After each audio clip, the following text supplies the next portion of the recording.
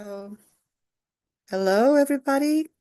Good afternoon, good morning, good evening, wherever you are. So, thank you again for being with us. It's so wonderful to share our experiences with one another. The first session was really very successful. I'm sure this one will be too. And before we actually start presenting and seeing the videos and the experiences of our colleagues worldwide, I would like to give the floor to our president, Sebastian Frackenberger, who will address you in a few words. Sebastian, go ahead. Thank you, Christina, for the introduction. Yes, welcome everybody to our second day of the association journeys. And welcome you from the WFTGA, from the World Federation of Tourist Guide Association. And our name explains exactly what we are doing today. We are an association and helping other association. And that means we have 87 members at the moment worldwide from over 50 countries worldwide. And these association of tourist guides, they have the chance today to present them. And this is for me always a must to be online here, even when I have to leave today a little bit earlier, but I will watch the recording later, because these associations explain what they have done the last year, how they deal with their constitution, what they're doing with free tours. We had it the last time, very good ideas from Malaysia or Sweden, what they are doing. And this is best practice sharing. And you can learn so much as an association leader, as a chairman, as secretary, treasurer, what you can do. You get ideas from other associations, you can connect with other associations. And this is really amazing what we're doing. And once again, I think it's important to mention that because we are streaming live on Facebook, Instagram, YouTube, and LinkedIn, we are an association for tourist guides. So tourist guides are local area-specific guides in comparison to tour guides, tour managers, tour leaders. So we are in a lot of countries licensed, regulated, and that's what we are dealing with WFTGA. We are offering trainings, and we are the professional network and the voice for tourist guides worldwide. But today we are offering our members, our association, the chance to present themselves.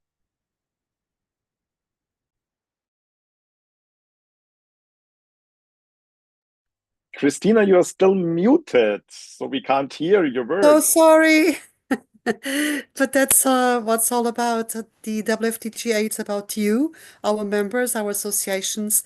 We are here to support you, and we really would like you to be showcased in this all-round meeting broadcasted live worldwide. And we have with us already our first presenter. I believe that the area representative for Iran is coming to us soon. But while he is not here, I would like to present to you the colleagues from Iran. Mohsen, will you join us? Hussein, are you already in the meeting? Fine. I see Hussein. He's coming in. Give him 1 second. Yes, that's great. Hussein is our area representative for Central Asia. So I would like Hussein to present himself and also to present his region. Please, Hussein. Hello, everyone. I'm really happy to be here with you. And it's very nice to have IFTGA first on time. I would like to seize the chance and thank the whole expo for providing this opportunity for all the associations almost by the end of the year, which is a great closing. And I would like to thank all the member associations in Asia West, especially Georgia, Iran, and Kazakhstan, who could fit in the program. However, the other members still have their own great news later on. I need to mention that in my region, Asia West, not necessarily geographically speaking, but on the map, including some countries in Central Asia, there are 11 countries. Hopefully, there are many active guides and trainers in this region. And I really hope that by after the seminars that we had on different continents, including Asia, we can put more action into it. Asia is very, very important for the whole World Federation, as well as other continents. But more importantly, in 2025, the first trainers convention will be held in Malaysia. And I would like to welcome everybody to join this convention for the trainers. And the next WFTGA convention, which is a grand matter for us, everybody in the WFTGA, is going to be in Japan. So this stresses the importance of Asia, including Iran. Mohsen?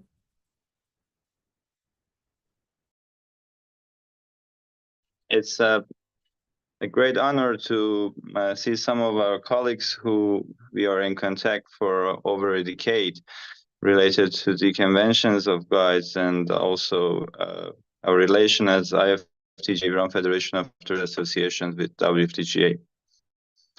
Thank you, Sebastian. Thank you, Christina, and thank you, Hussein, for providing this opportunity to talk to our colleagues. Well, first of all, let's introduce the IFTGA. I already told Hussein that I couldn't unfortunately connect it through my laptop, so I forwarded my file with some information to Hussein. If Would you like me to in the share middle now? of the conversation you could open and share the pages, it would be great. Anyway, the IFTGA was founded 2013 with 12 provincial tour guides. Thank you, Hussein.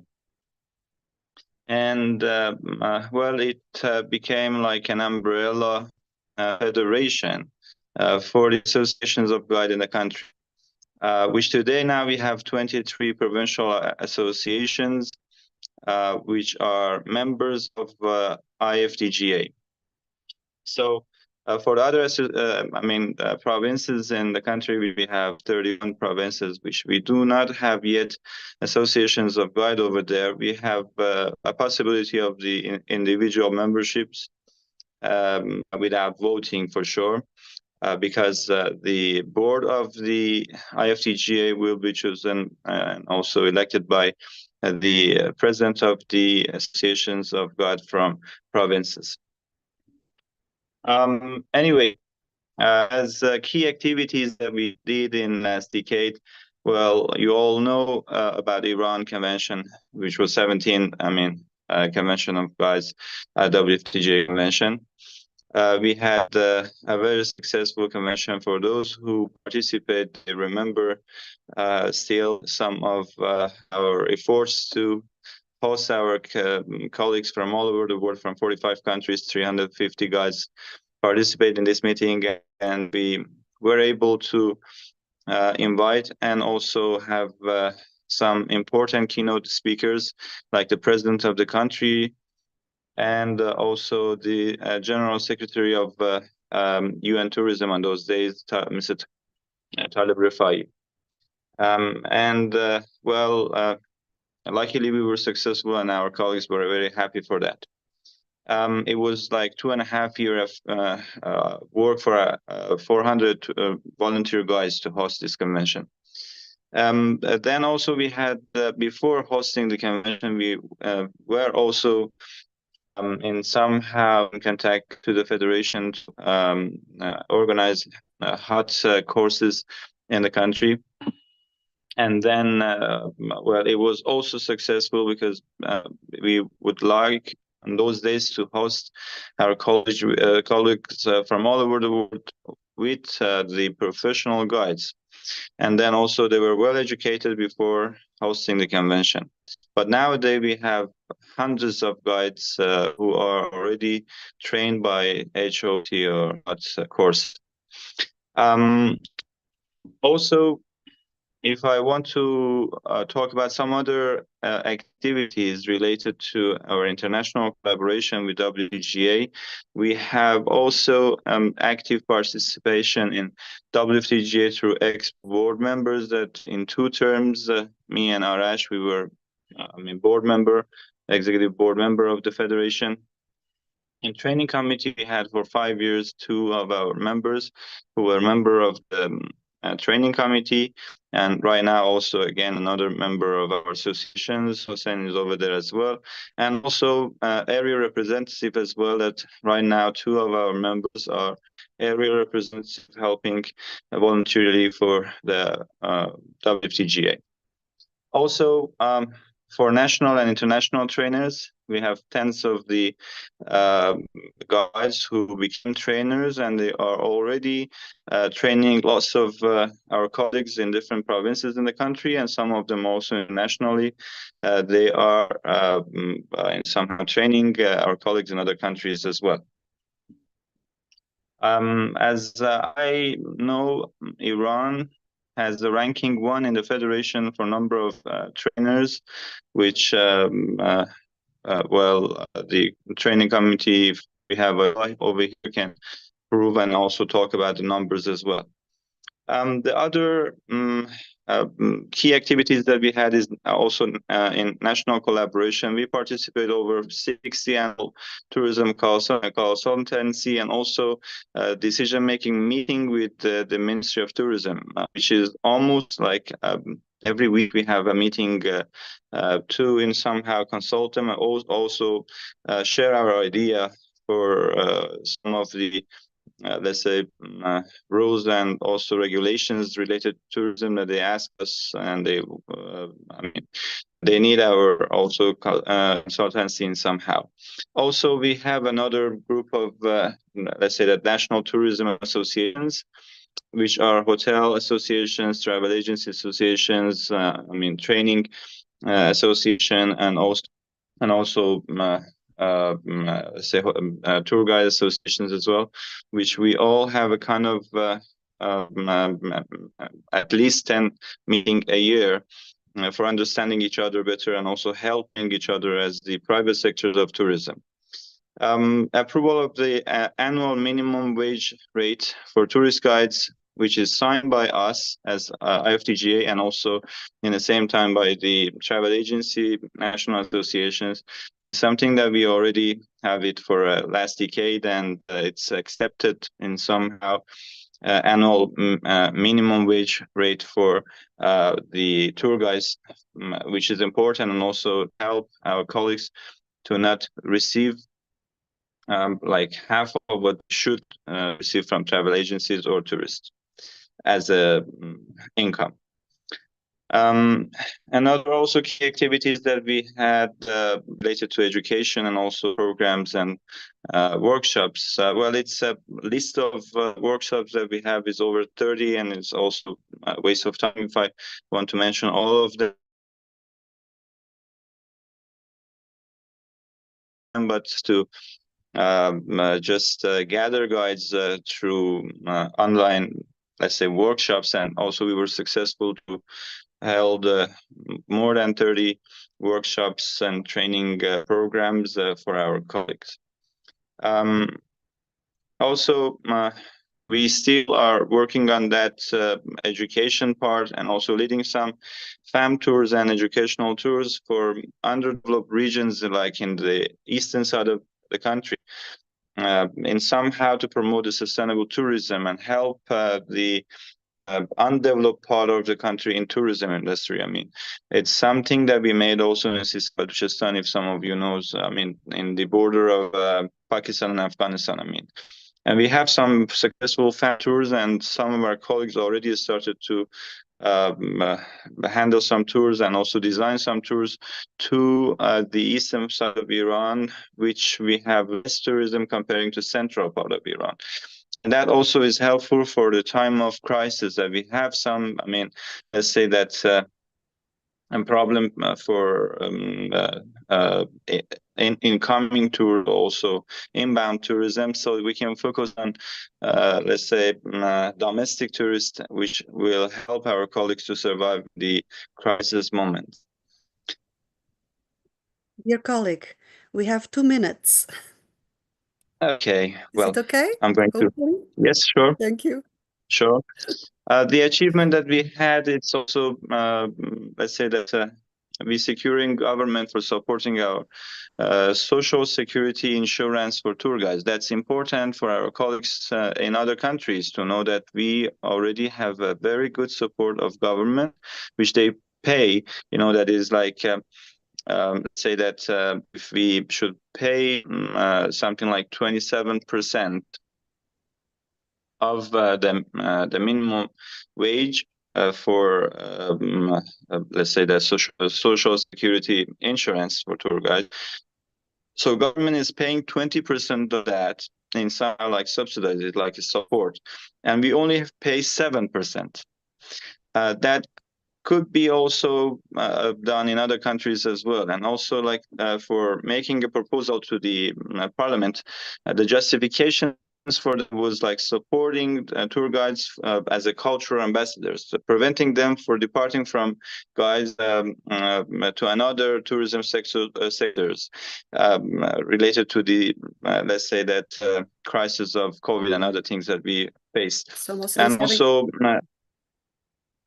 sorry. No, it's just that the internet connection failed a little. I'm going to give you a little bit more extra time. Yeah.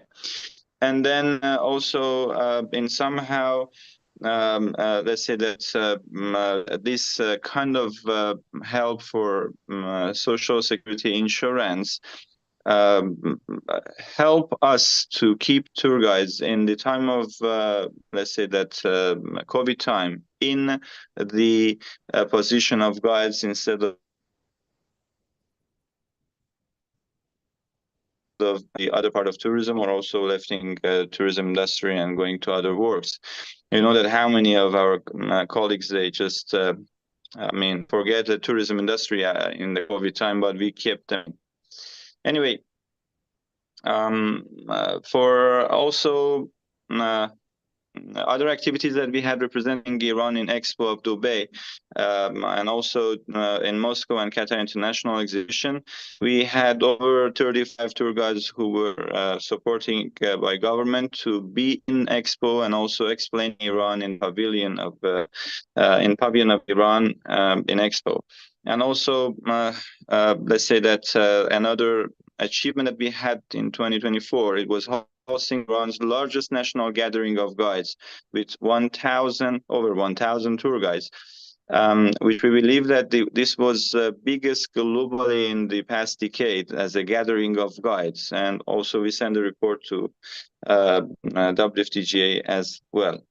Anyway, some challenges and solutions that we face in last decade, I think there is no time to go to that related to the Christina limited time. Anyway, I think I just mentioned that we had some global challenge like COVID. That I said the solution for us was doing some virtual gathering and also launching some visual training program as well. And also, let's say that the sudden government transition following the helicopter crash of the Iran former president, it was another thing that we experienced this year. And also we try to represent as a tourism private sector in the Ministry of Tourism Candidate Evaluation Committee, which was really helpful to let us to be influential in tourism in somehow, and also the new minister in somehow know us very well related to our activity over there. And also we try, while we maintain neutral and avoid political bias as well, as it's like the nature of our association. Anyway, thank you very much for listening to this conversation, and also any question, my pleasure to answer. Yes, Mohsen, it was really a pleasure listening to you and how active you are. And of course, in our training division, as well as our area representative, Hussein, the extremely interesting work we do. And really, I don't have words for thanking you for being here all the way from Iran. And it's really now also interesting to know how close you work with your government and how much support you get from your government, which isn't true in many parts of the world. So I hope you can stay with us a little bit longer. And I would like My pleasure. yeah, of course, our pleasure to have you with us. And now I believe we have our colleague Patricia Oviedo from Peru in the room. And the next country, we are going to jump from Asia to Latin America, big jump. And Patricia is here. She's our area representative for the Latin America area. Patricia, would you like to present your area and to present the association from Peru? Yes, of course. Good morning to everyone. It's a pleasure for me to be with you this time. And in the same way, I'm going to present the president of ASGIPA, my association, and he's going to talk about what were all the things that we made during this 24. No? As you know, I'm representing Central and South America, and of course, Peru. So let me introduce to you Gerardo Pinto, who is the president. Okay, Gerardo, so go ahead.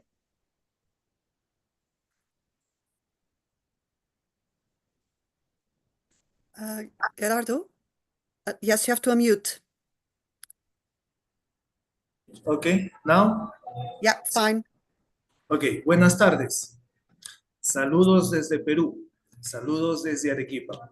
My name is Gerardo Pinto. I'm, as Patricia, she introduced me, I'm a president of this a tourist guide association that we call ASGIPA. Okay, so at this time, well, in Peru is 12:30, approximately. No, at home is about 6:30, isn't it? Yes, I suppose. Okay, so I want to share. Let me see if it works. Yep. It seems like it works. Do you see this? Yes, we do. Yes, do you? Yes. Okay, now, perfect. So, as I told you, we are from Peru, Arequipa.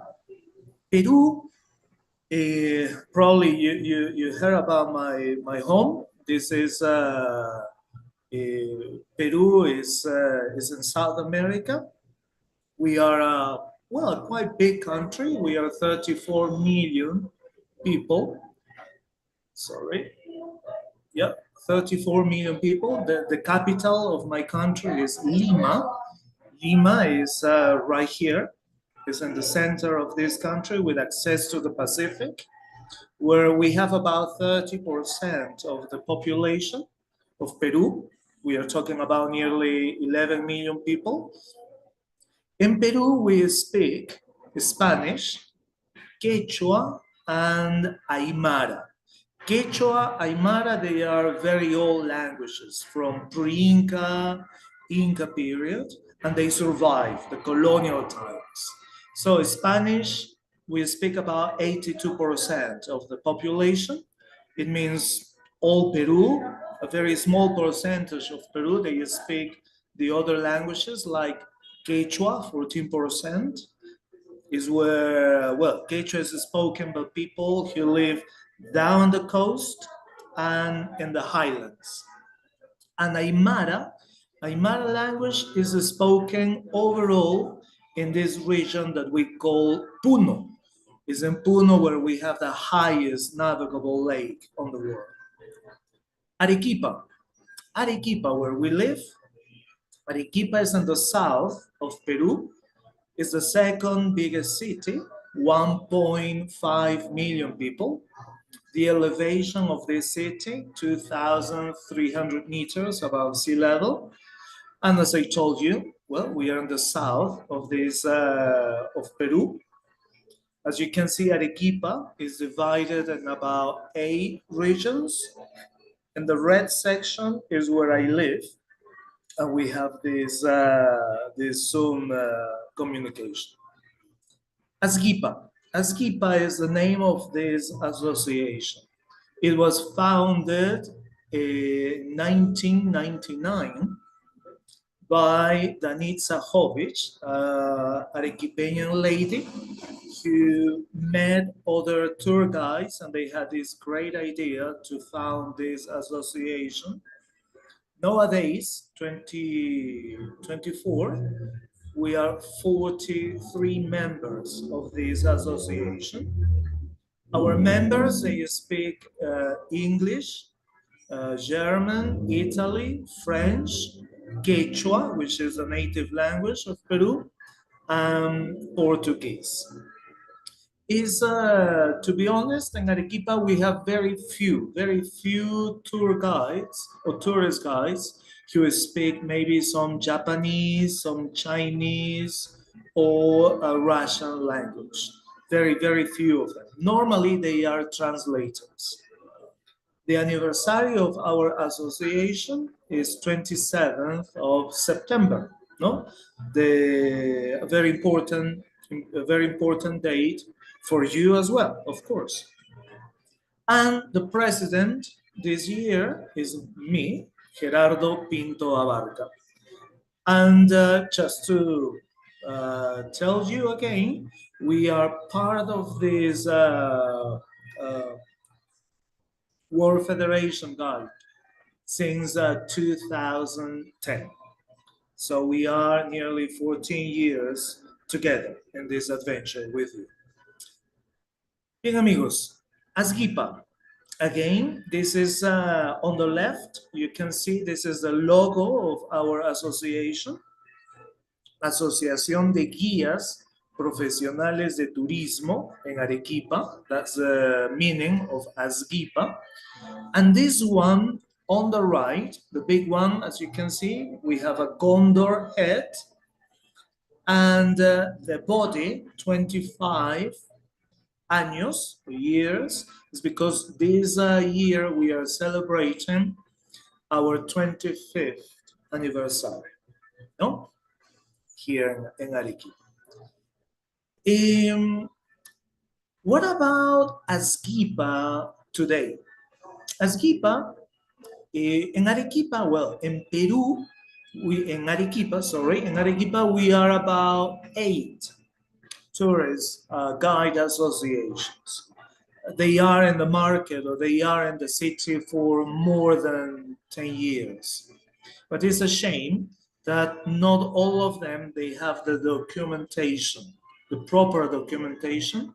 And it's in this way that ASGIPA is the only association properly registered, no, in the register office. This year, ASGIPA has been chosen by the local government as a representative of Arequipa tourist guides. So we have different meetings with the local government, with the Peruvian government, and ASGIPA, we have the voice of all the tourist guides of Arequipa when we have to represent them in these meetings. And ASGIPA is a member of EGD, which is a state entity of Arequipa's management destination. This is something that the Peruvian government, it has been working for something like 2 years, and finally, this group or this entity is working, and we are a member of this. What about the objectives we have? The objectives as an association is to maintain the professional quality of our members. Then to work constantly in the level of language as well as in the knowledge of our members. No? So we organize some courses and well, overall the courses just to refresh this information to our members. Introduce our members to the different local and national travel agencies. I think it's considered important for them, and that's our work, to introduce the new ones, and any new courses we do it. So we tell to these travel agencies that we are specialized in these new subjects. And it's create new tourist circuits. That's the plan, that's the objective, and guarantee the best experience to our visitors. And finally, the challenges we have is, well, after COVID pandemic, we had some side effects. So the idea is to reactivate our website. Something new that we are planning for a year, more or less, is to invest in land to build our first country house to be used as a benefit of our members of this association. Work to become a leader in training tour guiding courses in cooperation with tourism companies to do it accessible for the tourist guides. Any courses we have Dear colleague, just let me know. We only have 2 minutes to close. Okay. Oh, caramba. Right. So the time runs so quickly. And well, the other challenge is organize our International Tourist Guiding Convention, and through the ACD, work on sanctions, regulations, and cooperation with other members. So this is Arequipa.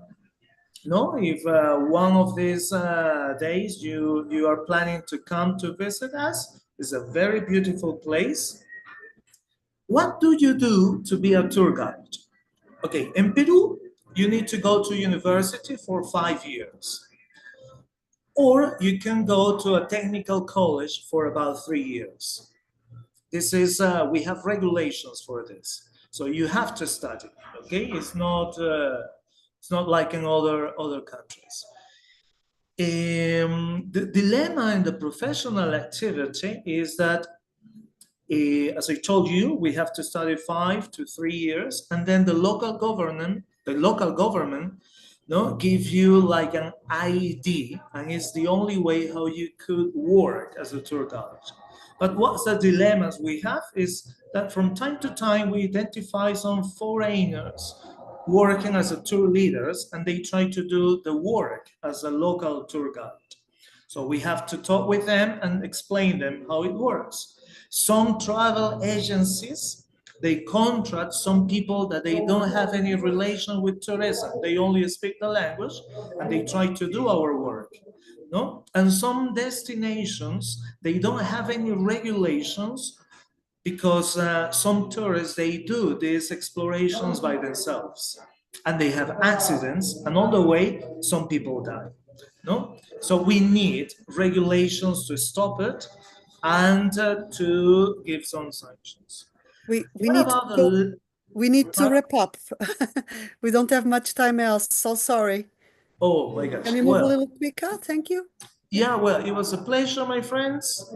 Have a great time, and I will be here to listen to the rest of you. Thank you. I'm so sorry, really. It's because we need to be fair to everybody. Yeah, no worries. Next time. And we had, 10 minutes, and I've been giving 2 minutes to Iran and now 2 minutes more to you. But it's really so interesting to know what's going on in the world and what our colleagues do. Of course, the challenges are very often the same. The illegal guiding, even if you are a regulated and regulated country, it's always a challenge. These, to be guides that are not guides. So this is something, and also your relationship to your government is also interesting to know. Thank you so much. And now next we coming back to Europe. Oh, you had a lot of slides and nice pictures.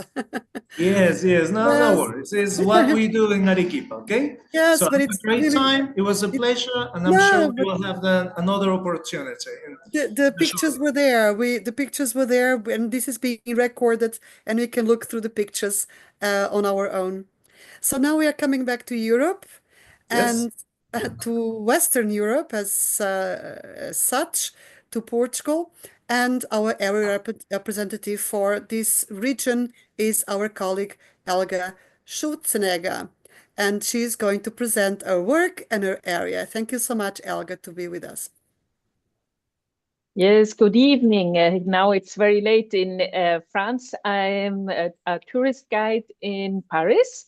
And since, yes, now 4 years or more, I am the area rep for Western countries in Europe. That is Spain, Portugal, Andorra, as well as Italy and Switzerland. Due to my language skills. And also I helped Patricia Oviedo in the Latin American countries in some of them. So, and I give the floor to my next association that I'm very glad to welcome. Thank you. Thank you very much. Thank you for receiving us and giving us the opportunity to present our association in Portugal. As you know, my name is Francisco, and I'm a member of the board of the Portuguese Tour Guide and Tour Manager Association, an association that was founded 20 years ago. We are celebrating this year the 20th anniversary. And nowadays we have 264 members associated, mainly national guides and tour managers or tour directors. We don't have any member, we don't have local guides as members. Well, I would like to explain that in Portugal. Can we have the next slide, please? In Portugal, we don't have any, our profession is not regulated. So nowadays, to receive new members in our association, either they come from the old certified examinations that we had until 2011, or the new members, we have to ask them for the proof of their academical and HOT skills with high quality standards. We always demand for the new members an oral examination that takes about 90 minutes with 2 foreign languages. And the jury is composed of members of the association, as well as invited professors and members of the national touristic entities. Candidates are asked about everything concerning the Portuguese culture and traditions. And this year we got 7 new members. Next, please. We also celebrated the International Tourist Guide Day, as you know, the 21st of February. And this year, the theme was, we adopted the theme of the UN tourism, the tourist guides, our guardians in promoting and encouraging green tourism. Lots of activities were organized around the Tagus River with lots of different activities such as boat cruises on the river, as well as wine tasting and food tasting, always concerned about the reduced ecological footprint and zero emissions. Next, please.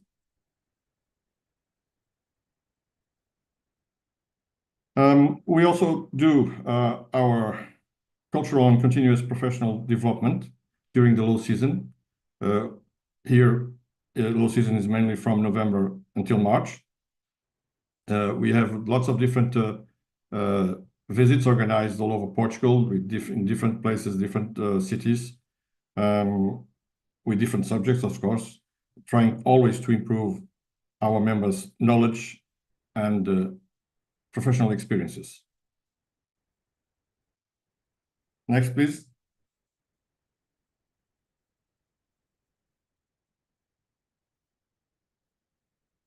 Twice a year, we have our General Assembly that takes place in March and in November, usually.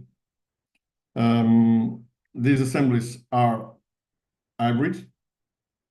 Our members can be participating locally, physically on the room, or can also participate by online. During these assemblies, we discuss about all the activities concerning the association. And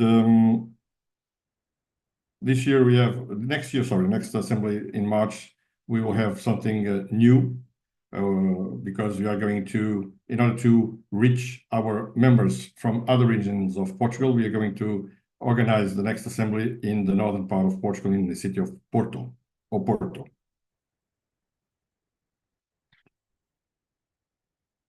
Next, please. Well, our association also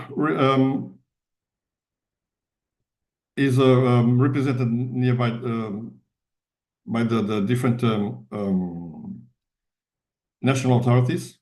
For instance, we see a picture of our president and our honorary president, Christina, when they were received by the new Secretary of State of Tourism in June this year, when he was nominated.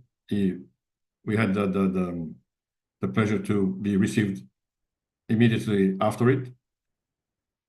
But also the association is present in different forums, such as, for instance, with the municipalities, with the Lisbon City Hall, discussing things, everything that is concerned with tourism and the city, traffic, places to stop, to walk with the groups, try not to go everyone to the same place, and different kind of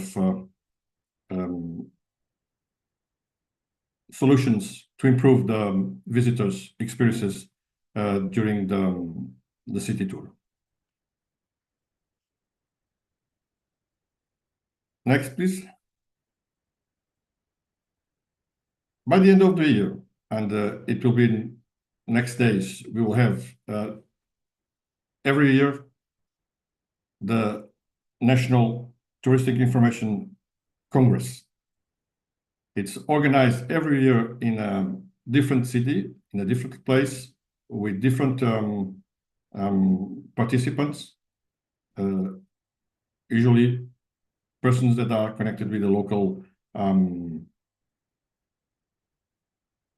tourism, local monuments, cultural traditions, that participate and explain and talk to our members. It's always very good for our members to. This year, for instance, we have only 140 members. This is open. I forgot to tell you that this is open not only to the members of the association, but all the professional tour guides, as well as students. And this year we have already 140 participants, because that was the limit. The rooms that we have, that they don't allow more people to participate. So it's fully booked for this year. But every year we have a different congress in a different city of Portugal. Well, I would like to wish you all season greetings. I hope the best for all of you, and I would like to ask you to thank you again for this opportunity. Thanks. Thank you for presenting for the first time in this forum the Portuguese Association of Tourist Guides and Tour Managers. Thank you so much for participating. And now we are going to another continent again. We're going to the United States of America and to present a region and the next association we have our representative for the area, Emma Guest Gonzalez. Please, Emma, are you there? The floor is yours.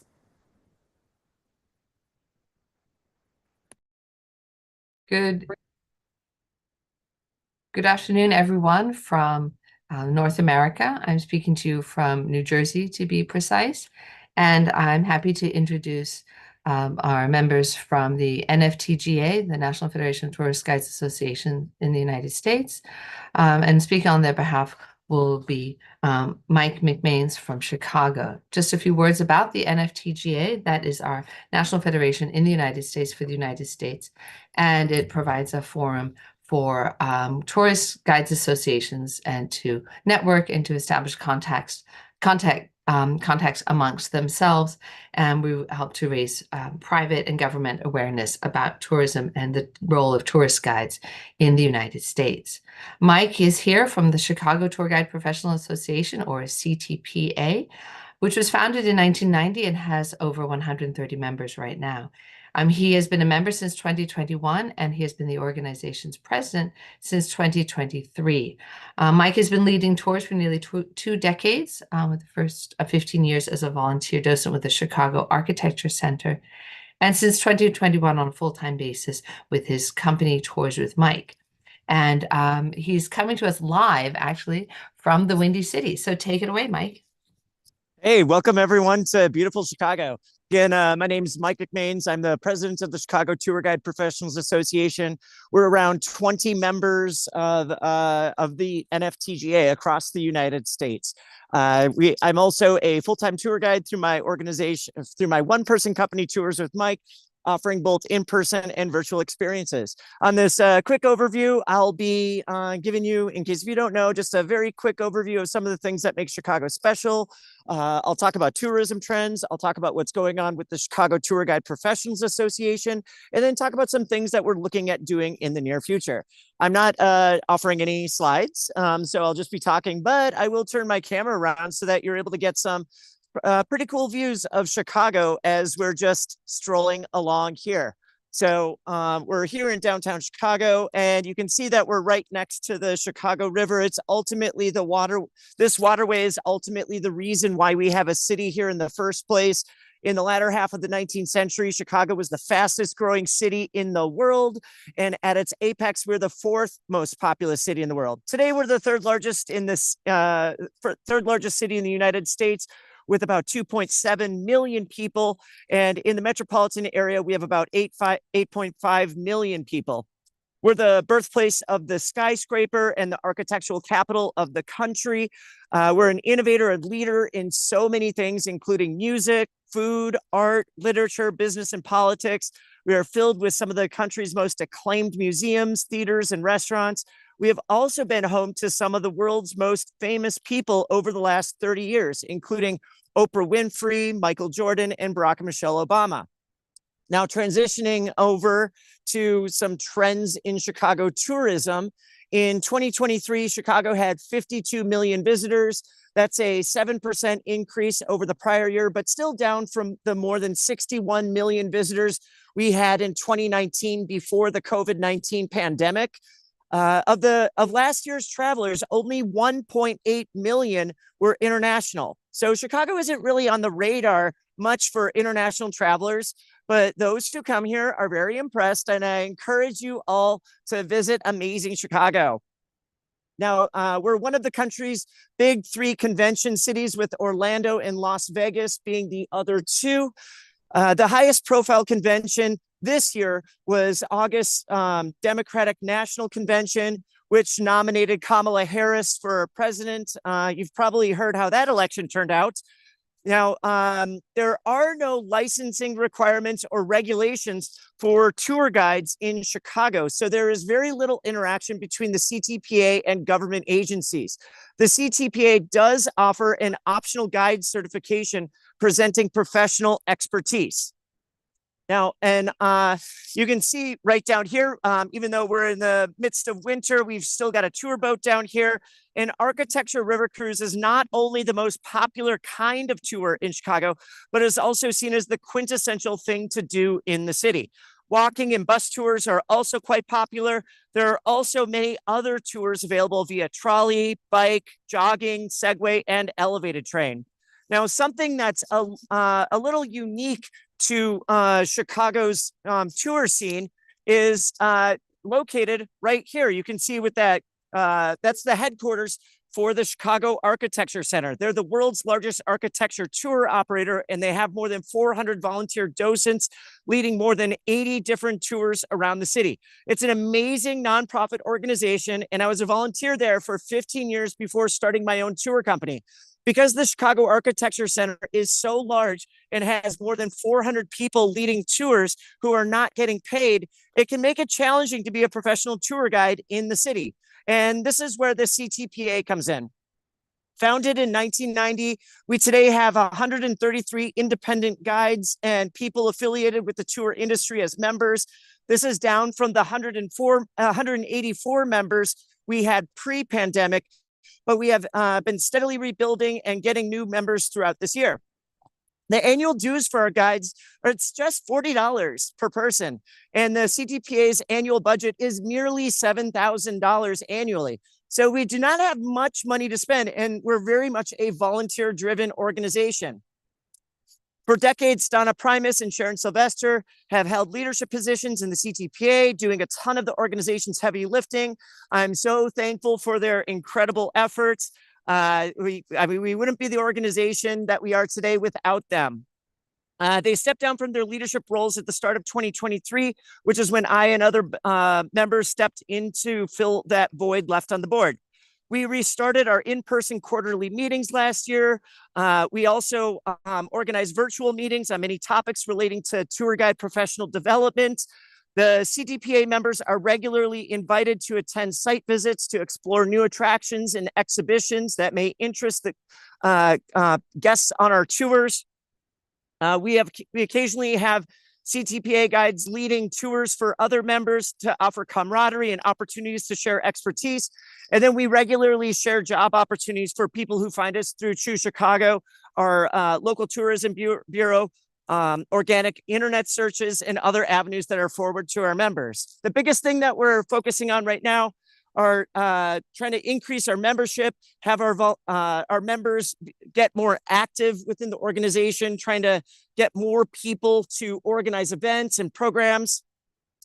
We want to do more programs that are also virtual, that aren't really tied to the city of Chicago, so that it can be available, so that we can potentially coordinate it across other NFTGA members, so that we can have these virtual programs available to everyone. And then we're looking to restart a CTPA certification cohort. So that's the quick overview that I have of Chicago tourism, what's going on with the CTPA. You can learn more about the CTPA on our website, which is tourguidesofchicago.com. Again, that's tourguidesofchicago.com. If you're interested in seeing more of Chicago, I offer free virtual tours that are live streamed around the city regularly. So you can watch them from anywhere around the world. You just have to head to my website, tourswithmike.com. So that is everything I've got. Are there any questions, anything else that I can help you all out with? Mike, that was some presentation, something completely different. And no snow in Chicago. How come? I know we've only had accumulation one day, and then it all melted within 24 hours. So we're probably due for a big snowfall. Yes. So it's really amazing. Thank you so much, Mike. It was really so nice to hear from you, your enthusiasm. Yeah, so wonderful. Stick with us. Thanks so much. There's more of the USA coming. Emma, you still with us? Because the next presenter is again your area. Yes, here I am. So I'm going to present our next speaker, Jim Carr from the DC Guild in just a moment. Getting back to the National Federation of Tourist Guides Association, something I did neglect to mention is the NFTGA is having their biennial conference. Will be in January 29th through 31st in the great city of Philadelphia. Sebastian actually will be coming to speak to the attendees about WFTGA, and WFTGA and NFTGA have always worked together very closely. So if you are in the United States between January 29th and 31st, the NFTGA would love to see you there in Philadelphia. Now to Jim Carr, who is speaking on behalf of the Guild of Professional Tour Guides in Washington, D.C. The Guild was established in 1985 by a group of women who wanted to create an association of professional tourist guides in Washington, D.C. And members are not only from D.C., but they are from across the United States. Jim was re-elected president of the Guild last year, and he has been a tour guide for 25 years, guiding primarily along the eastern seaboard of the United States. He's had a lengthy career as a public servant, including working at the United Nations in New York City and at 8 different U.S. federal agencies. He was one-time president of the American Society for Public Administration and has served as the chair of the executive committee of the Harvard Journal of Hispanic Policy and chair of the Spanish Education Development Center in Washington, D.C. Jim is sort of a man, Renaissance man when it comes to tour guiding. He's done a lot of different things and especially focused on the environment. But here we have Jim, so if you want to take it away and with your presentation. Thank you. Oop, and you need to unmute yourself, Jim.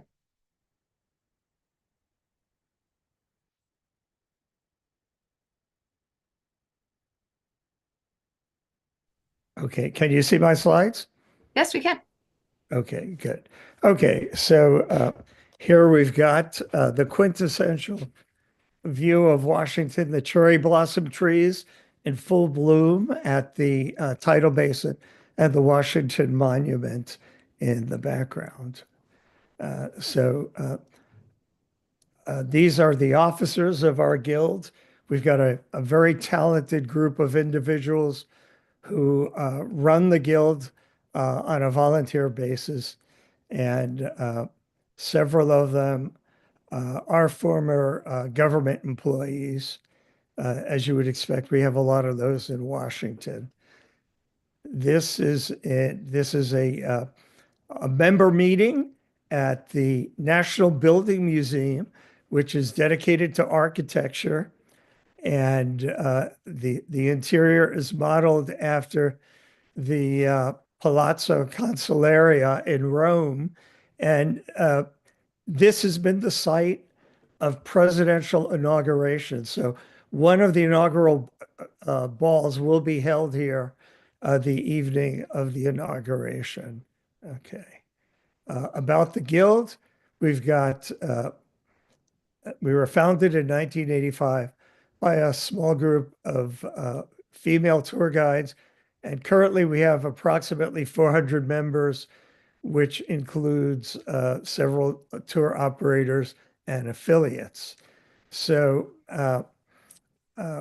not surprisingly, as is true of many of the organizations, there has been a little bit of a decline in membership, and we've formed a group within the DC Guild studying the issue of membership, and they're getting back to us actually at our meeting this coming week on recommendations on what we can do to enhance our membership.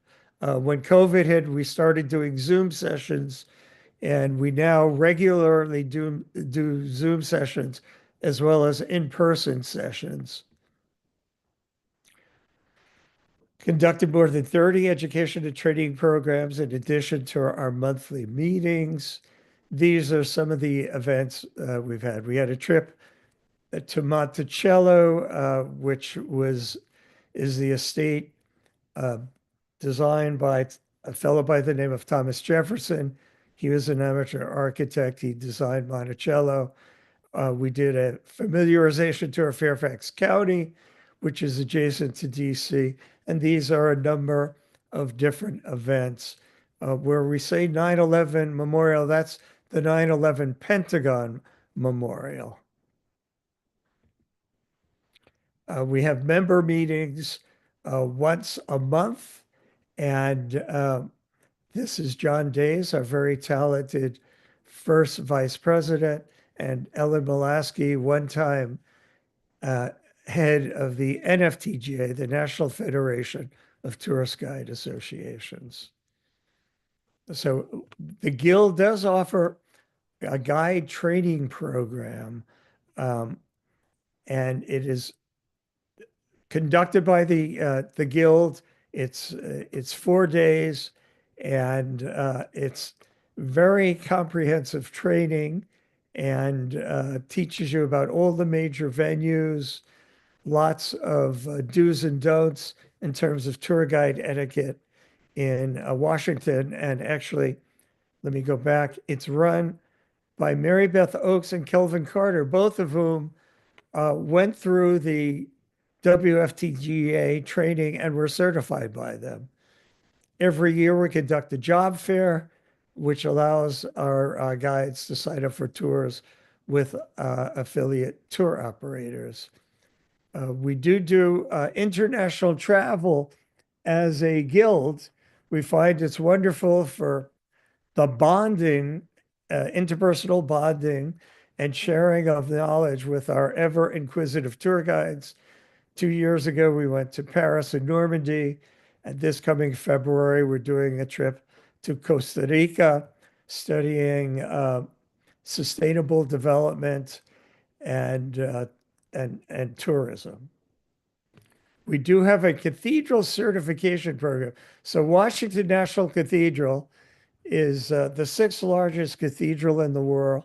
It's actually exquisitely done, and it tells not only religious history and iconography with stained glass windows, but there's quite a heavy dose of American history in the stained glass windows and the sculpture. And the Guild is unique in that our tour guides are the only ones who can go through a certification program to give tours of the cathedral. So it's just the cathedral docents who can give tours, and our Guild members who get certified after taking a written test and then doing an oral actual tour of the cathedral. This is a quick profile of our members. Because we're located in the seat of government, our guides tend to be well educated, and we have hundreds of professional organizations headquartered in DC, including the American Alliance of Museums. And our tour guides, our members, are somewhat cosmopolitan in that many of us who work in DC were born in other parts of the country, but came to Washington to work for government, public interest groups, lobbying organizations, or schools. Facts about the Guild. We actually employ a part-time administrator to take care of the myriad administrative issues we deal with. She's a former Guild president, Tammy Belden, and there is her email address, tamarabelden@gmail.com. She is an indispensable resource for the Guild and has a phenomenal historic memory about the Guild's history. We do have a certification program and testing program for our members who are bilingual or multilingual tour guides. This is an interesting fact. During our peak guiding months of April, May, and June, we do not have formal board meetings, member meetings, or education and training programs.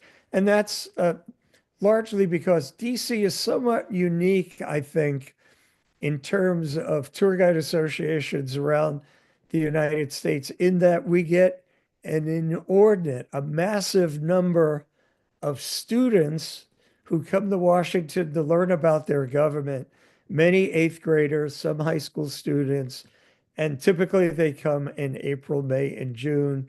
So we just find that it's very difficult to conduct regular board meetings and member meetings, although our board continues to communicate among and between each other. We do have a comprehensive set of policies, procedures, and bylaws, which is periodically updated. And if any of our WFTGA member associations would like a copy of our bylaws or our policies and procedures, we would be very happy to share them. The Guild does do a yearly public service project. We call it the Guild Gives Back. It's typically involves cleaning either the Vietnam Veterans Memorial or the Korean War Memorial. And this is actually a photograph of the Korean War Memorial at dusk. We typically have a holiday party in December, and these photos are actually taken at our holiday party, which was held 3 days ago. We do have something called Guildside Chats, and they are sessions done typically every other month, either in-person sessions or virtual sessions, in which we talk about topics relevant to guiding. We particularly target newer and new tour guides for it, and some of our recent topics have included the business side of guiding. That's one topic.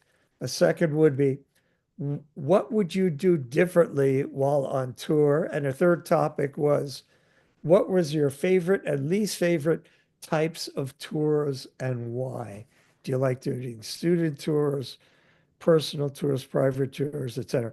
This is a photo of a Vietnam veteran doing a rubbing at the Vietnam Veterans Memorial. Jim, this is, I have to warn you, I'm so sorry, but we only have really 2 minutes. Okay, I'll definitely finish. So we have more than 100 museums. What's unique about Washington is almost all of them are free, and we have 2 new Smithsonian museums, which will come into existence the next 10 years. The American Latino Museum and the Women's History Museum. So we've got 2 major events the next 2 years that we want everyone worldwide to know about. In 2025, we're having World Pride. That is LGBTQ organizations from all over the world will be coming to Washington, D.C. in May and June to have celebrations, panel sessions, etc. That's May and June of 2025. And the other thing is America 250 in 2026 will celebrate the 250th anniversary of the signing of the Declaration of Independence. We're going to involve organizations all over the United States, but obviously because of the American Revolution being mostly in the Mid-Atlantic and Northeast, we will particularly involve the guide associations in Boston, New York, Philly, and DC. These are some of, we have more than 30 universities that have public policy campuses in DC. That's somewhat unique about DC. And we have more than 170 embassies. Any questions? Again, I'm yes? sure there will be many questions. I was looking at our chat. In the chat, I don't see any. But if there are any questions afterwards, we'll do the follow-up. Okay, Jim? Absolutely. Thank you. Because really, such a wonderful presentation. And I see we have to go to Washington, D.C. next year because of all what's happening. Okay. So stay with us because we still have 2 more presentations to go. One of them, we are going now back to Europe and to Central Europe as it is. Unfortunately, our area representative for Central Europe cannot be with us. So I'm going to ask for Tomáš from the Czech Republic to introduce to us the association journey of the Guides Association of the Czech Republic for the year 2024. Tomáš? Thank you, Christina. Good evening from Central Europe, from the Czech Republic. My name is Tomáš Kryl. I'm Vice President of the Czech Tourist Guide Association, and I am greeting you now from the city of Olomouc, historically from the second most important place in our country after our capital, from the place where the first Czech king was born, where the composer Wolfgang Amadeus Mozart was reborn, and where famous French General Lafayette was imprisoned for 3 years. Here is our country report. We have currently 278 individual members and 21 associate, collective members. This year, we organized 2 members' assemblies in March and November. At the spring assembly, we had board elections for next 2 years. The board remained unchanged.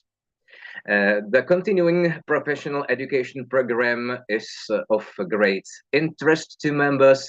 Since the beginning of this year, we have organized almost 50 educational events.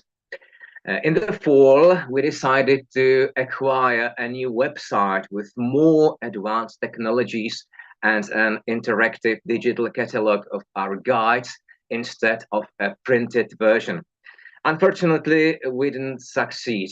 The supplier company didn't deliver the required functions and eventually ceased operations. So we have an old website at the moment, and we are working on improving it. Our Facebook profile is working well. Members also create WhatsApp groups according to foreign languages for quick communication. We organized tours on the occasion of the International Guide Day in 20 municipalities. The Association of Tourist Information Centers joined us this year for the first time. Tourism in our country returned to pre-COVID numbers.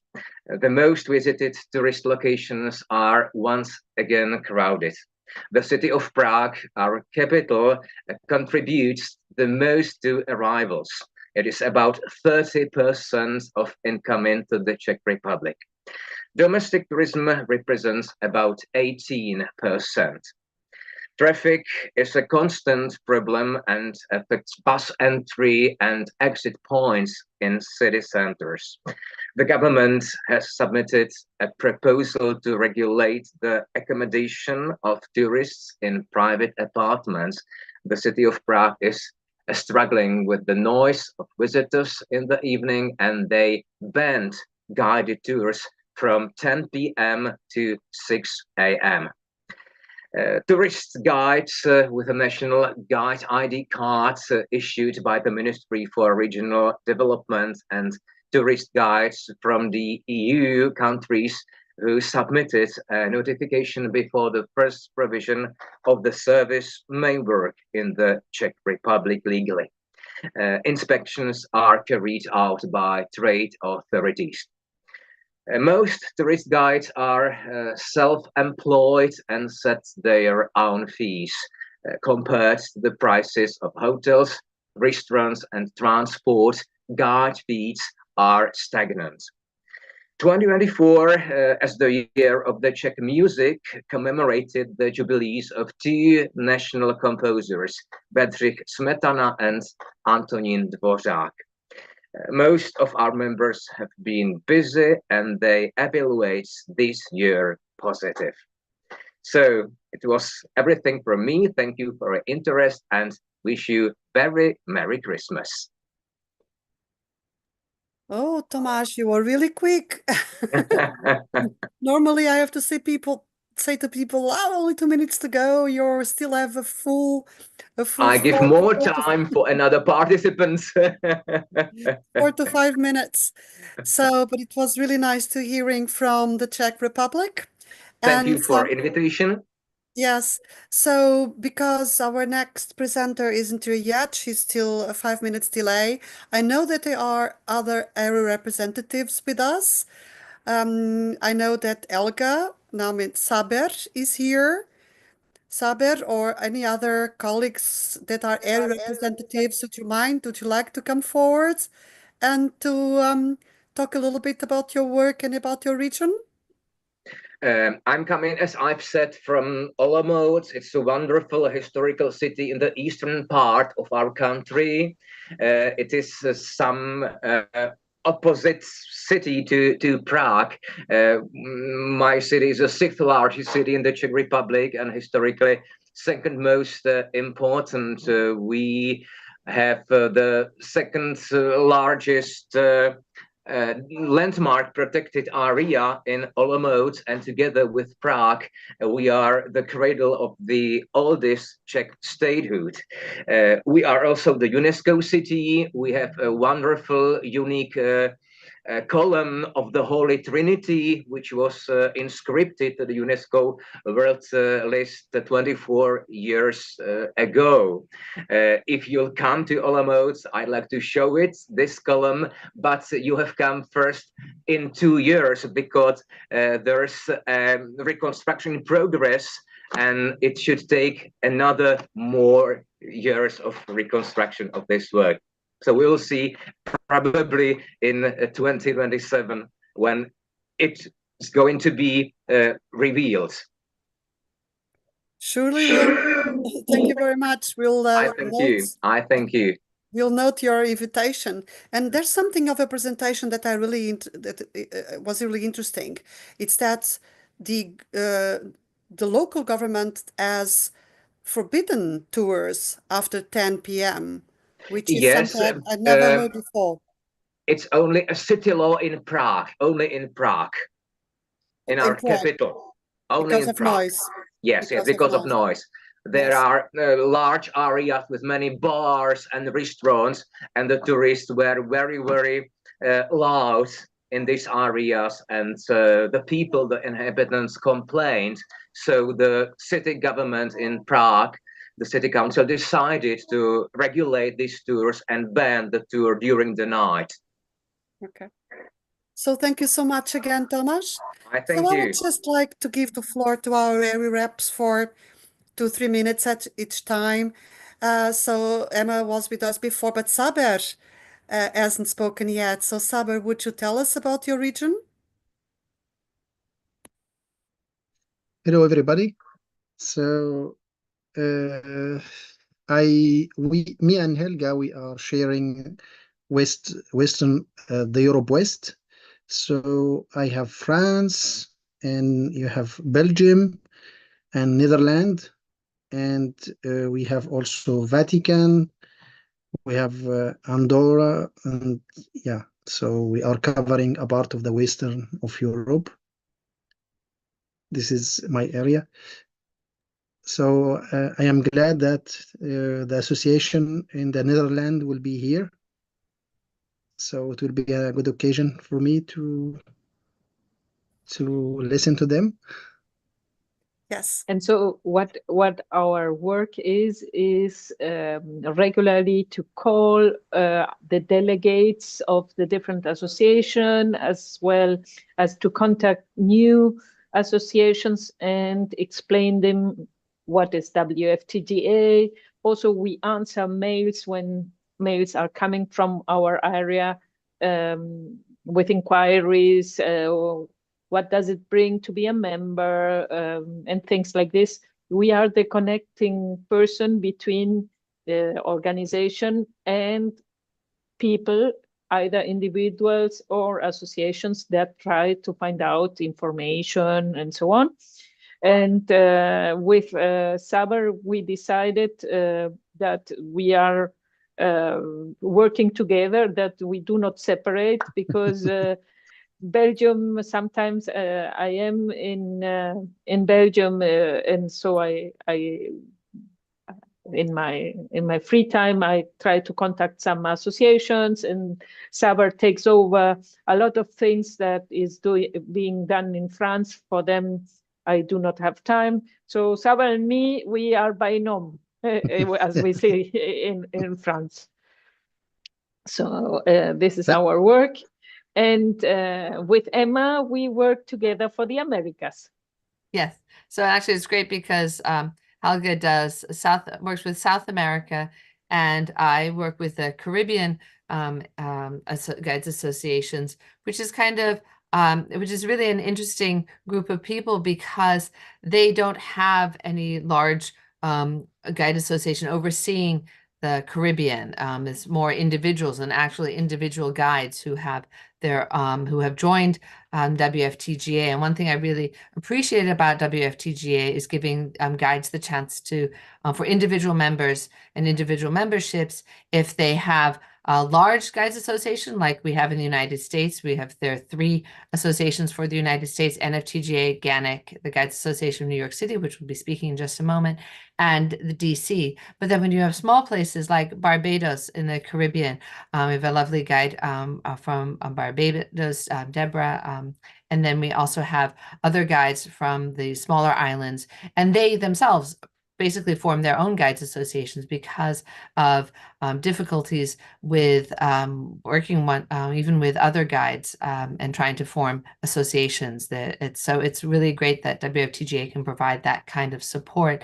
Those of you who missed it, the wonderful presentations that were given by the different areas, the different area reps, and I'm sure a lot of people will be watching this as a recorded presentation, but we also have those ones which were really wonderful ways for guides associations to communicate and to speak amongst themselves. So I appreciate all the work that Christina, Marikar, of course, Donato has also done a lot of hard work on that.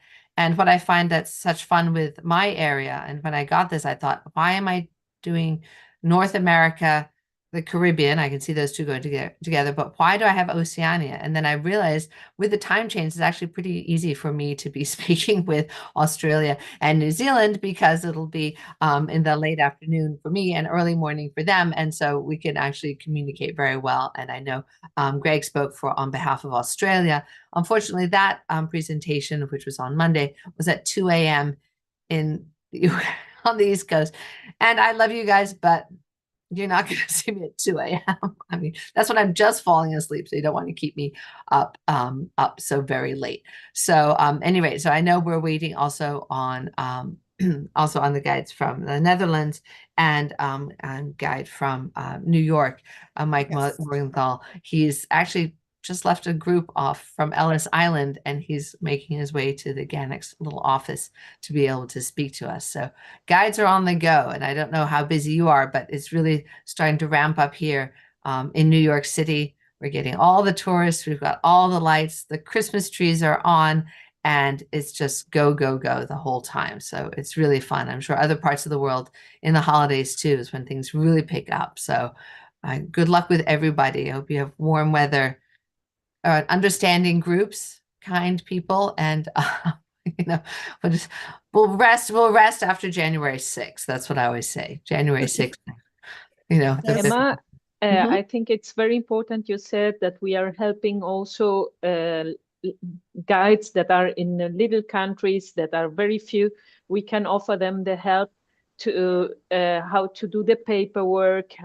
We can offer a standard constitution so that they can see what other associations has as a paperwork done in order to constitute all the legal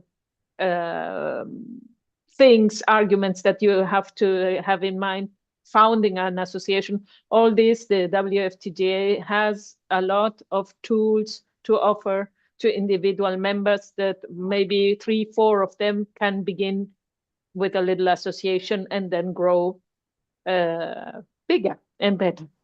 Yeah, it's super important, and it's really so again, like I said, for those who are watching this as a recording, please, if you are from a small country, if you're from a smaller area of the world and you want to get help, as Helga said, with even just writing your own little constitution, getting the paperwork, seeing what the next steps are, WFTGA is here for you.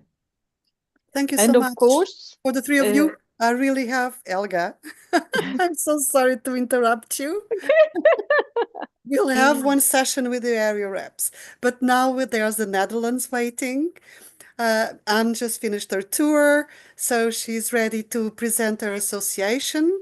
I thank you, the three of you, and all the other area reps for your excellent work, you know, because I was an area rep myself. But now let's give the floor to the next association, Anne Zoetelief from the Netherlands. Welcome, Anne. Thank you very much. Well, was finished my tour indeed. Yeah, just well, the news from the Netherlands. We are a relatively small association, and we have a new board of directors, which was elected after we had to change the house rules. The house rules were relatively old, so we had to make some adjustments before we could elect the new board of directors. That's all done in the last year. And another goal was the upgrade of the website, and that has been done as well. Within the last year, there's still some little things to adapt and make it work perfect, but that is one of the things that has been done in the last year. Then, of course, we have a lot of work, just like everywhere, I guess. And in terms of tours for the association, what is those that are, well, through our association, we are not yet back on the same level of 2019. So we are a little better than 2023. So there's still room for improvement. But yeah, everything is on the way, so to say. Then in terms of education, we used to have a local college that was offering a course for being a guide. And what we did for the first time, because usually the people who passed the exam for the ROC school, they had to do another exam for us, for GIDOR, to be accepted as a guide, as a certified guide. And now we did a pilot beginning of the year, no, end of last year, excuse me, to work together so that both institutions are present during the practical exam.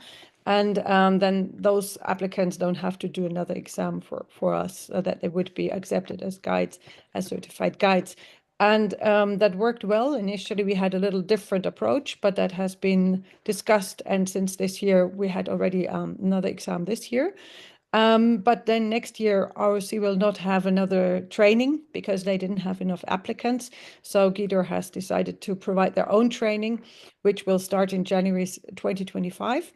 And it will go for 1 year, so they can do the exam in 2026. It's mainly self-study, so it will be offered in modules. And some practical training. That is one of the core things that we're doing as well, to support people with practical training. And there are as well on the website 7 different routes for the canal cruise in Amsterdam that people can watch and then learn from there how they can operate different cruises in Amsterdam to support new guides. And yeah, for this training for next year, we have already 17 applicants at the moment. So this looks good. We need more members. So, and then, yeah, we have, as I said, we are a small association. We have 139 members, 13 senior members, 39 associate members. The goal is that if someone is associated, then within 4 years, they will become a member, and 1 honorary member. Then, yeah, oh yeah, the bookings I mentioned, so still a little below, unfortunately, between 2019, but generally speaking, Amsterdam is booming. It's like everywhere, more work than guides. And then online, yeah, then the training program, because we want, of course, people to stay up to date. So we have in the winter the education program, 4 online lectures, 6 in person, so that we can socialize as well, and 3 excursions. And for socializing, we have as well always a summer meeting, and as well just before Christmas, another Christmas meeting. So just for meeting colleagues and have a nice chat. Then we have in our whole exam program, people have to do a language test so that they are certified in the different languages. And we have a new language, which is Frisian. I'm not very sure how many Frisian tours we will have, but it's not that many people who speak Frisian, but it's nice to have it in the list, and maybe it will be needed sometime. Then for fully certified, so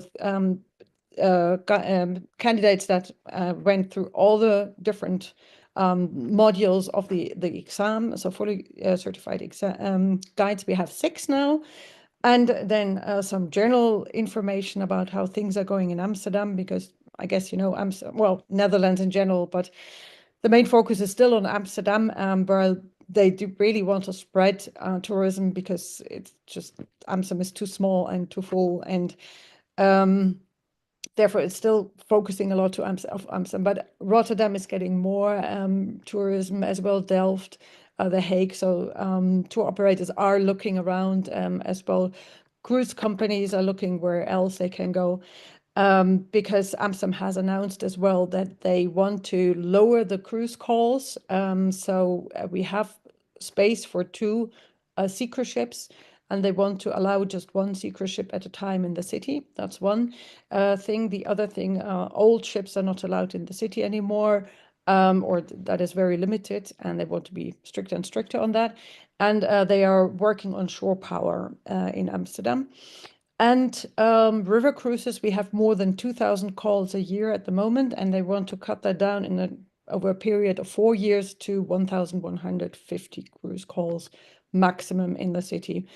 Well, they asked the surrounding ports if they would be willing to take the cruises, because then the problem is just moved but not solved in their eyes. But apparently the surrounding is not willing to take the cruise ships, so we will see how it will go. Many are going to Rotterdam already, for example, and many secret ships are going to Rotterdam, as well to the port of IJmuiden, which is just outside Amsterdam. And there is another event which is connected with IJmuiden, because in IJmuiden are the locks for the ships to go into Amsterdam. And we had environmental activists that locked themselves to the locks, they chained themselves to the locks to prevent secret ships to enter the port of Amsterdam. So that all happened in last autumn, which, well, ended in a lot of costs for the ships, people missing their flights, lost income as well for guides, but as well for other suppliers, because the ships couldn't come. Some ships then decided not to come to Amsterdam, but to go to other ports. So, well, now we have winter, it's a bit more quiet. Well, we'll see how that will develop next year. Then in Amsterdam itself, Amsterdam had decided to lower the speed limit in the whole city center, not only for coaches, but for all traffic, to 30 kilometers per hour, which to me personally, I didn't have the idea it did have a big impact on our tours. It just gives you more time for your storytelling. But okay, there are, of course, people opposed against it as well, certainly the residents. If you go faster than 30 kilometers per hour, it's 240 euros fine. So you better think about it. And then the other new thing for this year was that coaches are not allowed anymore to go within the canal belt, which had quite an operational impact. So elderly guests could only see the city center from the canal boat, or walking, or public transport. But tour operators have planned around that. And my impression is that it went relatively well, better than most of us expected. At least I haven't heard many complaints, but that could be that I just didn't hear them. But I had the idea that it went better than we all expected. It seems like those limitations are just being accepted. But yeah, we'll see what the future brings. And then, yeah, to end on a positive note, we had this year the Keukenhof Garden. So that's the tulip garden that is always open for 8 weeks in springtime. They celebrated 75 years this year. And Amsterdam is now celebrating its 750th birthday. That started in autumn and will last for a year. And they have 350 different activities in the city. So yeah, I think these are the most important things of the Netherlands. And oh yeah, maybe one thing, Amsterdam tries to spread the tourists and now into the surrounding, but the surrounding starts complaining as well that there are too many people coming. So, well, work in progress, I would say, and how to deal with imbalanced tourism, over tourism, however we call it. Yeah, so I think that's the most important from the Netherlands this year. Thank you. Thank you, Anna. So, from what I understood from your presentation and also from Thomas' presentation, about the overload of tourism and what the local authorities are doing to prevent the people that live in the city centers to actually act against tourists, which of course we don't want to happen. It's our livelihood. So from your point of view, if I understand it correctly, the guides adapted well to that situation and the tour operators as well? It seems to me, so we had quite some conversations at the beginning of the year about the limitation of coach traffic. And the interesting thing was that it was very two-sided. On one hand, people were concerned about the logistics, but everybody welcomed it as well because it was just getting too busy in the city. And it seems to me that the tour operators adapted well, and the guests have accepted that they can see what they can see. And I mean, on the other hand, guests often don't know what they don't see. So from that point of view, I didn't have the idea that there were many complaints. We have limited drop-off points, and that as well, in my perception, went better than we expected. However, like in the tulip time, in the very busy time of the year, it was at times overcrowded. But that was the beginning of the new rules, and then it was first chaotic. But I had the idea that during the year, it smoothed out a little bit. What will happen in the long run, we'll have to see. But I feel better about the whole situation this year compared to last year. But what I do feel is that in the surrounding of Amsterdam, that there is more pressure now, and residents are getting upset. So the problem has moved a little bit. And and in the red light district itself, where we're not allowed to guide anymore, I'm not sure. I haven't heard a lot if that's still a problem, or because there've been a couple of measures as well to deal with over-tourism in the red light district. There's the big discussion that they want to move it out of the city center. And you have various stakeholders and various opinions, and we'll see what happens. But generally speaking, I have the idea that it has smoothened a little bit last year. So the measures that have been taken had a better effect than we expected. But it can be my subjective impression. I always try to ask colleagues, but I haven't heard much this year. So I presume it is how I feel, that it's a little better. Thank you so very much. And to give us your presentation about your association and how tourism is developing in the Netherlands, and of course more your specific area, which is Amsterdam. It was really very nice that you were here. And now we are moving to our last presentation. I just heard that Michael is running to be with us. Emma, you're again on the floor because it's again your region. Of course, it's my pleasure. My pleasure to be here. And I don't know did my screen just freeze or am I okay? Can you all see me all right? Okay. Yeah, I froze my own end for a moment. Yes, Mike Morgenthau, who's the president of the Guides Association of New York City, is on his way here. I would just like to mention two events that happened recently in the United States that were really important and interesting for tourist guides and also for tour directors. One was TripCon. It was sponsored by Trip School. GANYC also worked on it in doing a job fair, giving tourist guides in New York City the opportunity to meet with different tour operators and to get in touch to help to perhaps work with these other tour operators and to make themselves known.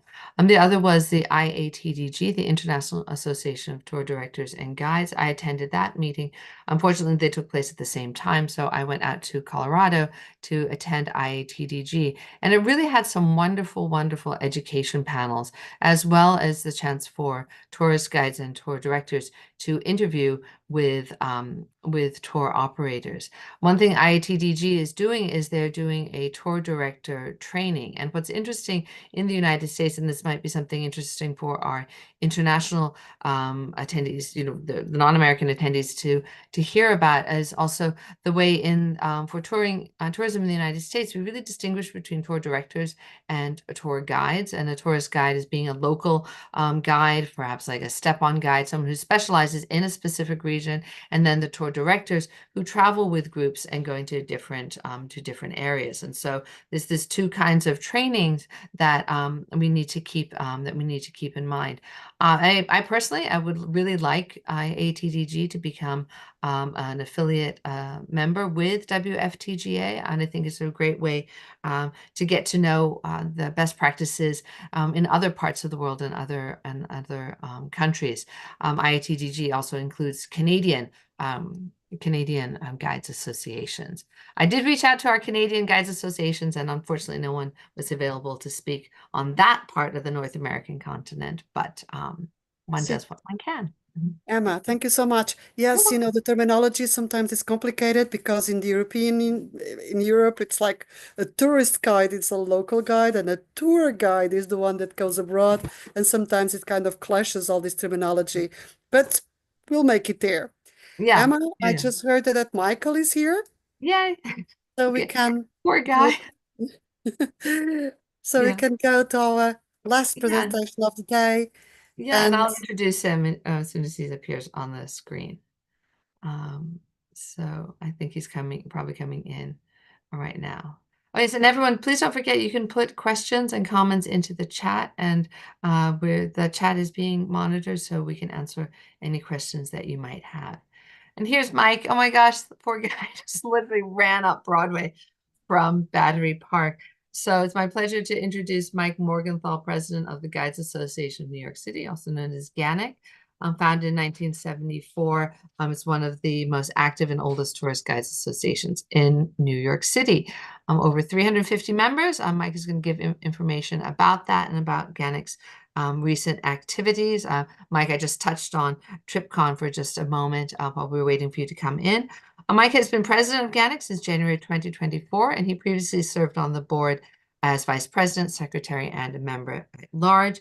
He's a native New Yorker, and he has represented GANYC at WFTGA conventions in Tehran, Tbilisi, and Syracuse. So take it away, Mike. Great. Thank you so much, Emma. And yeah, hi, everybody. Nice to see you. It's hard to believe it's been a full year, so almost a full year since we were all together in Sicily. And today it's about -5 Celsius in New York. So I'm definitely dreaming of Sicily right now. But in any event, it's really nice to participate. We always appreciate the invite from WFTGA. Yeah, just to kind of piggyback off what Emma was just talking about, we are the Guides Association of New York City. We are celebrating our 50th. We're just coming to the end of our 50th anniversary celebration this year. We were founded in 1974. We were actually founded as the Multilingual Guides Association of New York City. We were founded by guides who didn't give tours in English primarily. So that is very much our roots, and certainly one of the reasons why we're so happy to be part of the WFTGA and promote tours in all sorts of different languages. So it's been a very busy year for us. We did have a couple of celebrations. Our big party was in March of this year, and actually it led to some really cool things for us. We were able to parlay that into engaging with the New York City government in ways that we had not been successful in for as long as I've been involved on the board. I guess the lesson is everybody likes a party, right? That's basically how we got engaged with them. So as part of the party, we were able to get a proclamation. I believe the date was March 24th, 2024 was known as GANYC Day in New York City. So we have a nice proclamation sitting here in our office, which we still haven't put into a frame, but we'll get to that eventually, I'm sure. But what this really did, I mean, that's a wonderful, achievement for us to highlight what GANYC's all about. But what it really did for us was we were able to connect with the commissioner for what's called the Department of Consumer and Worker Protection here. It's basically the Consumer Affairs Bureau here in New York City. They're the ones who license tour guides in New York and regulate activities and draw up the regulations for the city, for tour guides in the city. And we have had a very, very active conversation with them almost since March about various things in our city in terms of regulations of tour guides, things that we're working with them right now. And of course, in a city like New York, everything moves very slowly, but we're working with them to update the administrative code, basically the laws of the city that govern tour guides. Believe it or not, they have not been updated since 1937. And the law actually says that tour guides can only charge $1 per person per tour. So basically, everybody who's a licensed guide in New York City is violating the law just because it has not been updated since 1937. So we have a very active government relations committee that is engaging on a regular basis with DCWP. I've been involved as the president in some of those conversations, but the idea is to update these regulations and rules and make sure that they're up to standard. We've also started having a conversation with them about updating the tour guide exam here in New York City, which hasn't been updated since 2003. So not quite as long as the laws themselves, but it is certainly a little bit out of date. That's going to be a very long-term project with a lot of stakeholders being involved. And my understanding is this is before I was a member of GANYC, but the last time this happened, it nearly blew up our organization because of a lot of infighting. So hopefully we've learned our lessons. And when we get to that stage, we'll be able to have a much smoother transition to the next iteration of the licensing exam here in New York City. I know that it's not the same everywhere, but here in New York City, it's the city that actually issues tour guide licenses. It's not GANYC. We basically, to become a member of GANYC, the first step is you have to be a licensed New York City tour guide. So we're really excited working with that on them. We've also been pushing them to crack down on unlicensed guides here in New York City. And for the first time in a long time, they've actually been doing a little bit of that. And the way that they've been approaching it is they don't have the staffing to concentrate on individual tour guides. So they've been cracking down on tour operators that hire unlicensed tour guides. And we know of at least one instance where a tour operator was given 30 days to show that all of their tour guides were actually licensed in New York City. So we feel that's a very positive step forward, and we look forward in the coming year to continuing to develop our relationship with the city of New York. The other major thing, I think Emma might have just been talking about this, so please, if this is repetitive, I apologize. But we just did have a major tour guides conference here in New York City called TripCon. Some of you might be familiar with their sponsors, Trip School, Mitch Bach, Alan Armijo, do a lot of tour guide training. And I know they've had some involvement with other associations and I think the WFTGA. So they decided to do their first tour guide and tour director conference here in Brooklyn. So GANYC was very much involved. We offered several guides to give tours for them. Several of our members were panelists in their educational sessions. But the biggest thing for us, and this was something that I was very eager to do when I became president, was to bring back a job fair that we had inaugurated for a few years before COVID. After COVID, it kind of went away for kind of obvious reasons. But in partnership with TripCon and Trip School, we actually had an individual local tour guide job fair where we had close to 45 hiring companies there, which far exceeded anything that we had pre-COVID. We even had the United Nations come to look for tour guides, which blew us all away. And that was really, really nice to have them there along with us. They're looking for full-time guides who can be full-time guides at the UN that speak multiple languages. So it doesn't exactly fit everybody here. But the thing that I think is important to think about if you're doing events like this is we did not make this an exclusive event for our association.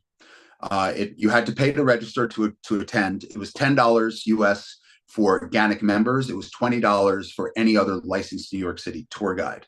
And the reason we wanted to do that is to open up the tent and show the other tour guides here in New York City what the value is of joining our association.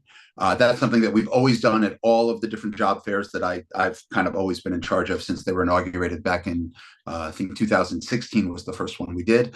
And it's yielded results. People have joined our ranks because they found us through the job fair. It's nothing like telling people we're going to get them jobs to make them join our association, or entice them, I should say, to join our association. So we had 45 companies, like I said. We had about 175 attendees. It was kind of split 50-50 between members of our association and members and licensed guides who are not in our association. So we'll see what that yields in terms of future prospects for members. We also reached out to all of the tour operators to encourage them to become industry partners. We do have an industry partner program for other parts of the tourism industry to become industry partners, and we can work with them on various initiatives and promote what they're doing. So we've already had 4 or 5 tour operators apply to become industry partners coming out of the job fair. So that was really exciting as well. In terms of looking forward, because I know this is not just about looking to what we did the past year, but what's coming up in the coming year, a few things that we have going on. First of all, our national convention, the NFTGA, and I know they presented a little bit earlier, they're having their convention in Philadelphia at the end of January. We are sending 8 emissaries from GANYC who are getting stipends from our association to attend the conference, and we're hoping to have many more members of the association go on their own to support our national conference, and also to be able to report back to all of our membership who are not able to join us at the meeting in Philadelphia. And for those of you who don't know the geography of the U.S., Philadelphia is a 90-minute train ride from New York City, so it's literally in our backyard. So we're hoping to have a lot of people there. Shortly after that, we're bringing back our awards ceremony. Some of you might have tuned into the awards ceremony when it was a virtual event during COVID, but the last couple of years we've gone back to having an in-person event.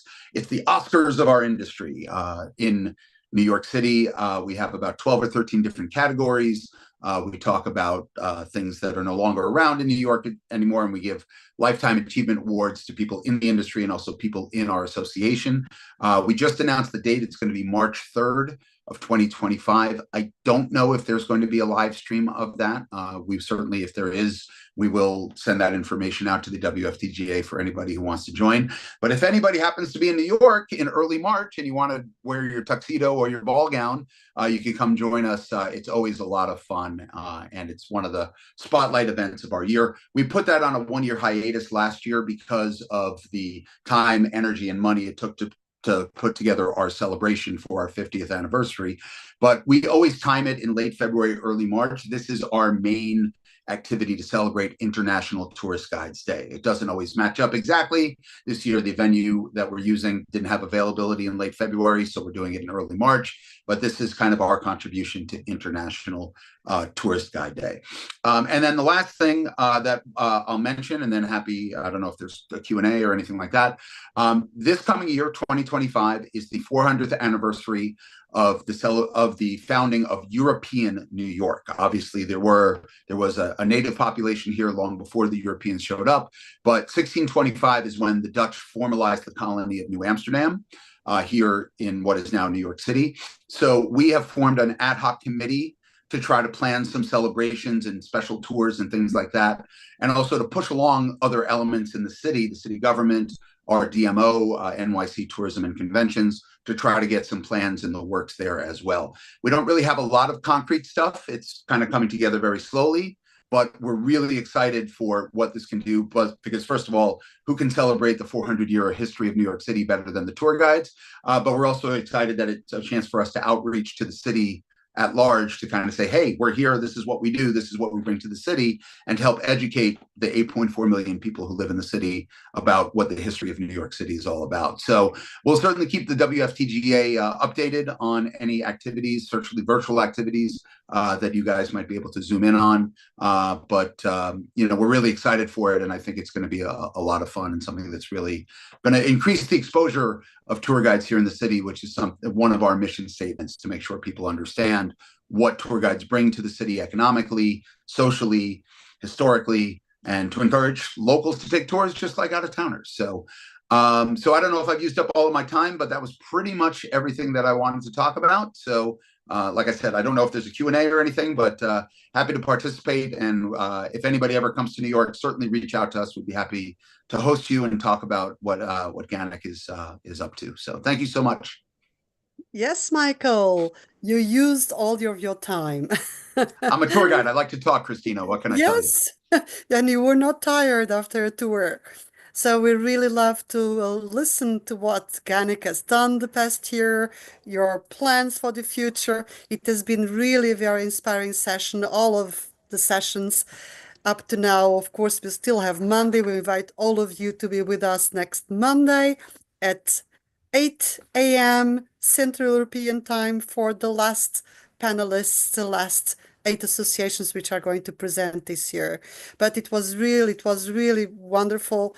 We have heard from Iran, from Peru, 3 associations, United States, Central European, Netherlands, Dutch, and Czech Republic. Really amazing. Portugal, my home country as well. So we are closing for today. We brought to the screen our Expo members we are with us today. Unfortunately, Sebastian is on the move, and James as well. He had a flat tire, so he couldn't. He's in the garage trying to deal with his car. But we have now with us Cappy and Ivana and Viola, and we are going to say goodbye and wish you, of course, a very pleasant weekend. See you on Monday. Viola, would you like to talk? And then Cappy, Ivana, and then we close. Yeah, thank you very much, Christina, and thank you everyone for coming and presenting. I just saw a question flash up in chat, which is, I missed Iran. Where can I watch it? Yes, all the recordings, you can actually watch them on the YouTube channel, WFTGA's YouTube channel. I should have practiced this. And we will be sharing them on our website for members later on as well in the internal part of the website. So yes, they are not lost, they are part of our archive. So we are only, as Christina said, 3/4 through our association journeys. They will continue on Monday and hope to see you then. Me? Yes, please, Cappy. Okay. Hello, everybody. Thank you for the very, very interesting presentations. I enjoyed them. I found them very educational. I wish to apologize for my casual style, but I was in the audience, I was with the big group, and all of a sudden I was asked to jump into the panelists, so I have a very casual style here behind me. I'm not formal. Okay. Thank you. See you again, my audience, next Monday. Thank you, Cappy. So I also want to say hello from my side, and I also very much enjoyed in all the presentations that were done in this panel that we had, and looking forward for the 9th presentations that we're going to have. We are learning from each other, so thank you all who were delivering the presentations, but also thank you to people who came to the audience, and also to those who are going to listen to us on YouTube and in other channels. Looking forward to Monday. Thank you. Thank you, everybody. See you on Monday. Bye-bye.